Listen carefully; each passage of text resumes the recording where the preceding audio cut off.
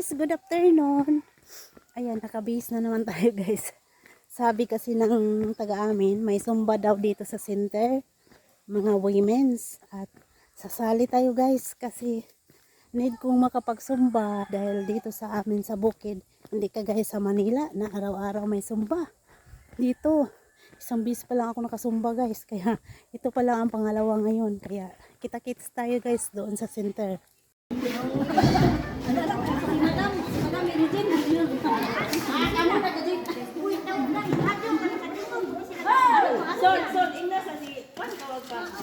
Si Tingilin sa pagbasa sa atong minutas last October.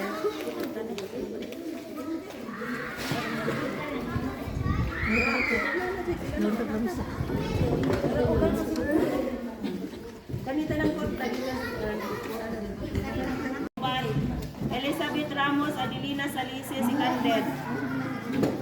Arit nakabahin sa gimitingan namo sa federated, 10 for barangay, 10 for official, magparapol ticket sa usa ka booklet, 100 kada usa, 10 pieces. Sa napo ka booklet, 1,000 ay tuan, tanan. Iko, sa ako po suggestion kung pwede individual ba tatagaan or buhaan sa pundo. Mona Lisa, pwede sa pundo ra.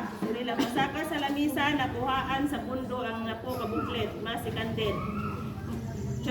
Hi guys, ito pala yung meeting ng women's dito sa aming baryo sa Magsaysay, Valencia, Bohol. At kaya ako pumunta dahil ang sabi nila is may rondang Zumba pagkatapos ng meeting. Kaso po, hindi po natuloy dahil alanganin na sa oras.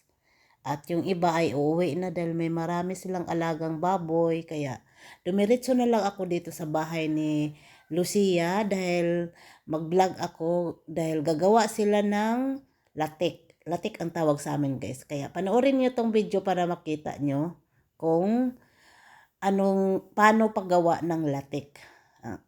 Pagdating ko sa bahay ni Lucia guys, ito na nadatnan ko, nagbunot na siya ng niyog o binalatan niya yung niyog dahil ito ang kakayurin. Bali ihahalo ito sa latik. Ito yung ihalo sa latik. Bali gimute ko tong video na to guys dahil ang lakas ng tugtog sa paligid.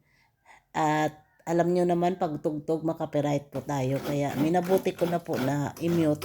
At ito na nga pagkatapos niyang magbunot ng niyog, yun, kinayod naman niya yung niyog. Ang tawag dito sa amin is kagod. Nagkagod siya ng niyog guys. At pagkatapos ng kagurin yung niyog guys, ito na po, piniga na po niya. At pagkatapos guys, isinalang na niya sa kawali. At may apoy na to guys. Ang gamit nito is kahoy.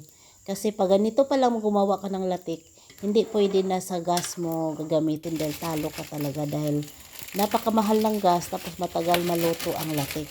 Kaya kailangan kahoy talaga ang gamit para hindi ka lugi dahil mahal po ang asukal. At halo-haluin lang to guys para po hindi siya didikit.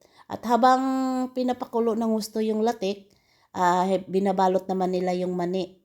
Itong mani, paninda rin nila to. Bumibili sila ng siguro 1 kilo to. Tapos yung lalagyan ng asukal. Hindi ko po alam ang paano paggawa nito dahil pagdating ko is luto na itong mani. Paninda nila rin to sa school. Bali po ang balot nito is 5 piso. Kaya matagal kasi ang latik gawin. Kaya habang kumukulo ng gusto yung latik, ito muna ang ginagawa nila. Binabalot nila yung mani. At itong mani na to, bumili rin ako 2 piraso lang dahil matamis kasi ito dahil may asukal. Kaya 2 piraso lang pinili ko para lang matikman ko rin ang kanilang luto. Silang mag-ina pala ni Lucia at anak niyang dalaga ang nagtutulungan nito paano magluto para po paninda sa school. Yun po ang dagdag income nila guys. Kasi sa probinsya mahirap talaga kung hindi ka magsikap. Gutom po talaga abutin. Kaya ang silang ginagawa nila, nagtutulungan siya. Dahil ang asawa naman siya si Vincio, nagtatrabaho rin siya. Bilib po ako sa pamilya nila dahil nagtutulungan talaga sila guys para may income po talaga sila araw-araw. At ito na nga guys, luto na siya. Kaya haonin na nila ito at ilalagay sa bani or umbak ng saging. Kasi ang umbak maganda lagyan ng ganito para hindi siya didikit. At pag ganito palang luto na guys, kailangan mabilisan ang pagbalot dahil pag titigas na siya, mahirapan ka na magbalot. Bali, ang pinagbalutan pala nito is dahon ng saging. Yung tuyong dahon ng saging. Malinis po yan kasi pinupunasan bago po ginamit. Ayan, nagtulungan na sila mag-ina pagbalot. Dahil pag tumigas na ito, mahirapan ka na magbalot, guys. At pagkatapos nito, mayroon natira na isang kutsara, binigay nila sa akin. Kaya sinubo ko naman. Napakasarap, guys.